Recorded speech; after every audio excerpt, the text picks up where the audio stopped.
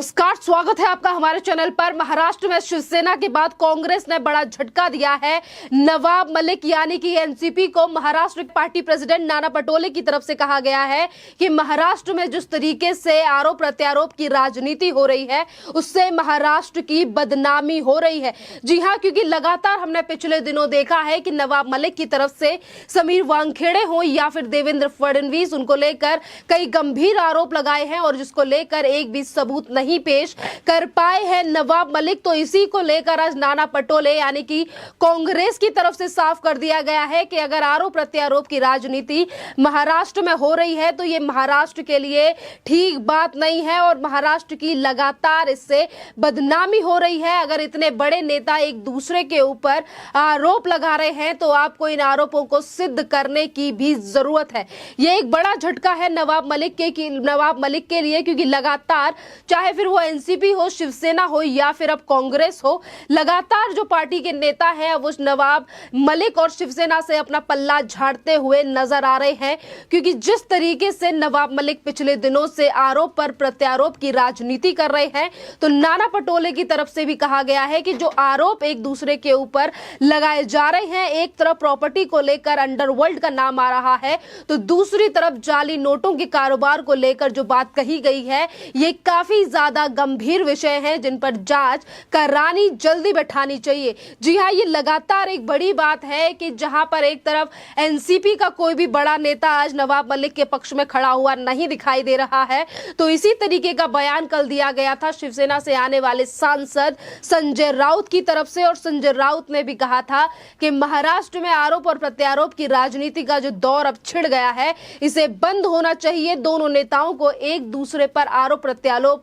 लगाना बंद करना चाहिए, क्योंकि महाराष्ट्र में काफी ऐसे और मुद्दे हैं जिस पर सरकार को बात करनी चाहिए। पर आज अगर सरकार को देखा जाए तो सिर्फ और सिर्फ एक दूसरे के ऊपर आरोप लगाने के सिवाय दूसरा काम नहीं हो रहा है। एक निजी इंटरव्यू में नाना पटोले की तरफ से यह भी कहा गया कि कांग्रेस ने की जो सरकार महाराष्ट्र में बनाई गई है, कांग्रेस ही लोगों के मुद्दों पर ध्यान दे रही है और बाकी की पार्टियों की तरफ से चीजों पर ध्यान नहीं दिया जा रहा। शिवसेना को लेकर बात कही गई है नाना पटोले की तरफ से, तो वहीं एनसीपी को लेकर भी यही बात की गई है और नवाब मलिक को कहीं पर भी सपोर्ट नहीं किया गया है नाना पटोले की तरफ से। अब सवाल लगातार यही खड़ा हो रहा है कि तीन पार्टियों की सरकार जो कि महाराष्ट्र में बनी हुई है और लगभग 2 साल इस सरकार को होने वाले हैं, उसके बावजूद भी सरकार के जो नेता हैं और जो कार्यकाल है, जिस तरीके से कार्यकाल चलता आ रहा है, वो तीनों पार्टियां एक दूसरे के ऊपर कभी आरोप प्रत्यारोप लगाती हैं। तो आज नवाब मलिक का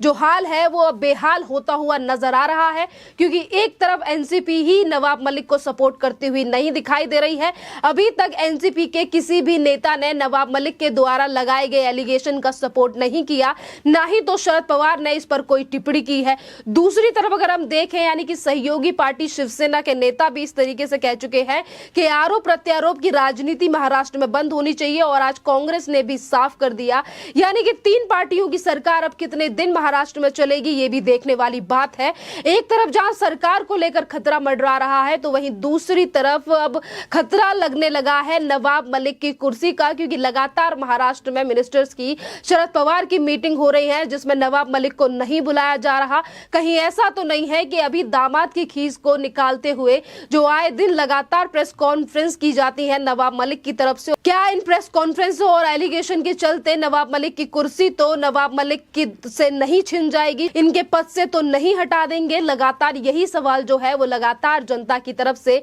बना हुआ है। एक तरफ महाराष्ट्र में सरकार के ऊपर खतरा मंडरा रहा है, क्योंकि तीनों पार्टियां जो है वो नवाब मलिक और एनसीपी को सपोर्ट करती हुई नहीं दिखाई दे रही हैं, तो दूसरी तरफ लगातार एनसीपी के बड़े बड़े नेताओं के नाम घोटाले में आते हुए नजर आ रहे हैं, चाहे फिर वो अजीत पवार हो, अनिल देशमुख हो और या फिर नवाब मलिक के दामाद हो, जिन्होंने आज अपने आप को बचाने के लिए देवेंद्र फडणवीस के लिए 5 करोड़ रुपए का नोटिस तो भेज दिया, जिसमें उन्होंने कहा कि माफी मांगनी चाहिए देवेंद्र फडणवीस को। तो वहीं दूसरी तरफ समस्याएं खड़ी होती नजर आ रही हैं नवाब मलिक के लिए, क्योंकि नवाब मलिक और नवाब मलिक की बेटी के द्वारा जो आरोप देवेंद्र फडणवीस के ऊपर लगाए जा रहे हैं, या फिर माफी मांगने के लिए भी जो लीगल नोटिस दिया गया है, और जितने भी आरोप अगर नवाब मलिक की तरफ से समीर वानखेड़े हो या फिर देवेंद्र फडणवीस हो, इनको लेकर जो लगाए गए हैं, उसका अभी तक एक भी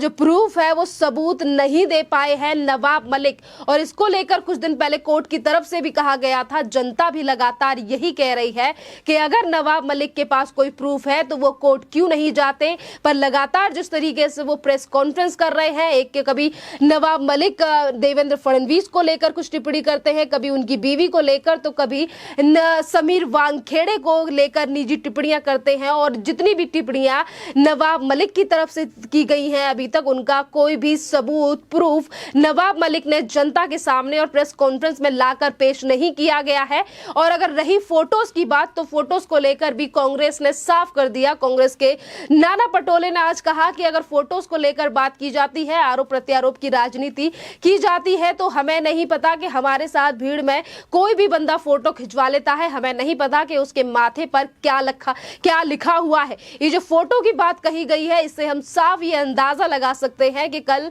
फोटोज को लेकर ही, जिस हाइड्रोजन बम को लेकर बड़ी बड़ी बातें नवाब मलिक की तरफ से की गई, जिसमें यह कहा गया कि जो रियाज भाटी है उसकी फोटोज इन लोगों के साथ कहां से आई, तो यही बात है। और यही सारी चीजें फोटोज को लेकर जो बड़ी बड़ी बातें कल नवाब मलिक कह रहे थे कि फोटोज नरेंद्र मोदी और देवेंद्र फडणवीस के साथ कहां से आई, तो ये चीजें वही है कि नवाब मलिक को आज कोई भी सपोर्ट नहीं कर रहा है। एक तरफ नवाब मलिक की कुर्सी, दूसरी तरफ सरकार और तीसरी तरफ दामाद फंसते हुए नजर आ रहे हैं। और अपने आप को बचाने के लिए कभी बेटी की तरफ से लीगल नोटिस दिया जा रहा है, तो कभी नवाब मलिक ये कहते हैं कि मेरे ऊपर जितने भी केस हो रहे हैं मैं उनसे डरता नहीं हूं, क्योंकि मैंने अभी तक झूठ नहीं बोला है। एक तरफ बड़ी बड़ी बातें नवाब मलिक की तरफ से की जा रही हैं, तो दूसरी तरफ जो उनकी साथ देने वाली पार्टियां हैं, जिनके साथ वो मिलकर महाराष्ट्र में सरकार बनाए बैठे हैं, आज वो पार्टियां और महाराष्ट्र की एनसीपी यानी कि एनसीपी का कोई भी नेता आज नवाब मलिक के पक्ष में खड़ा हुआ नहीं दिखाई दे रहा है।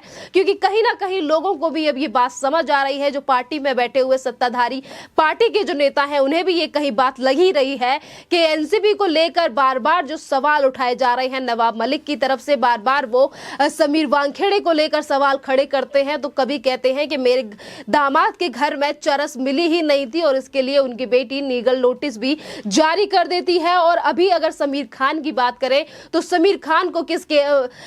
जुल्म के लिए 9 महीने के लिए जेल में डाला गया, और 9 महीने के बाद अगर बेल मिली तो नवाब मलिक के दामाद यानी कि समीर खान की मुश्किलें भी बढ़ने वाली हैं, क्योंकि एनसीबी भी जल्द अब कोर्ट जाने वाली है। और कोर्ट में जो नवाब मलिक के दामाद समीर खान को बेल मिली थी, अब उस पर भी रोक लगने वाली है। जहां नवाब मलिक के दामाद की मुश्किलें बढ़ रही हैं, नवाब मलिक की खुद की मुश्किलें बढ़ रही हैं, सरकार खतरे में दिखाई दे रही है, तो यही बड़ा कारण है जो हर दूसरे दिन प्रेस कॉन्फ्रेंस करके कोई भी बयान कभी किसी नेता पर लगाया जाता है, तो कभी अंडरवर्ल्ड के साथ इस तरीके की चीजें बताई जाती हैं, सिर्फ फोटोज के आधार पर यह बात की जाती है। पर नवाब मलिक की तरफ से अभी कोई भी प्रूफ पेश नहीं किया गया। और जब बात नवाब मलिक के खुद के अंडरवर्ल्ड कनेक्शन की आती है, तो नवाब मलिक इन सारी चीजों को लेकर चुप्पी साध लेते हैं। और इन्हीं चीजों को लेकर कभी बीजेपी के नेता आशीष शेलार की तरफ से कहा जाता है कि ये जो गंभीर आरोप अंडरवर्ल्ड के साथ लगाए जा रहे हैं, देवेंद्र फडणवीस ने खुलासा किया कि आपने जो जमीन खरीदी थी वो दाऊद इब्राहिम के गुर्गों से खरीदी थी। 1993 में जो बॉम्बे ब्लास्ट हुआ था, उसमें जितने भी आरोपी थे, जो माफिया थे, उनसे आपने जमीन खरीदी। इन सारी चीजों पर कोई भी जवाब नवाब मलिक की तरफ से नहीं दिया गया। और इसी को लेकर बार बार, चाहे फिर वो संजय राउत हो, नाना पटोले हो, या फिर बीजेपी के कोई भी नेता हो, आशीष शेलार हो, उनकी तरफ से लगातार यही मांग उठ रही है कि जो आरोप नवाब मलिक को लेकर लगाए गए हैं, अंडरवर्ल्ड के साथ संबंध को लेकर लगाए गए हैं, इसकी प्राथमिकता के आधार पर जांच होनी चाहिए। और अगर ये आज जांच बिठाई जाती है, तो इस बात से साफ है कि अभी तो तीनों पार्टियों ने सहयोग देना बंद कर दिया है नवाब मलिक के लिए। अगर इस पर जांच बिठाई भी जाती है, और या फिर आर्यन खान के ड्रग मामले में आगे चलकर एनआईए आती है, तो नवाब मलिक की जहां एक तरफ कुर्सी जाएगी, तो वहीं दूसरी तरफ जनता का कहना है कहीं सलाखों के पीछे ना चले जाए नवाब मलिक। जिस तरीके से एक के बाद एक खुलासे हो रहे हैं और नवाब मलिक की तरफ से एलिगेशन लगाए जा रहे हैं, क्योंकि कल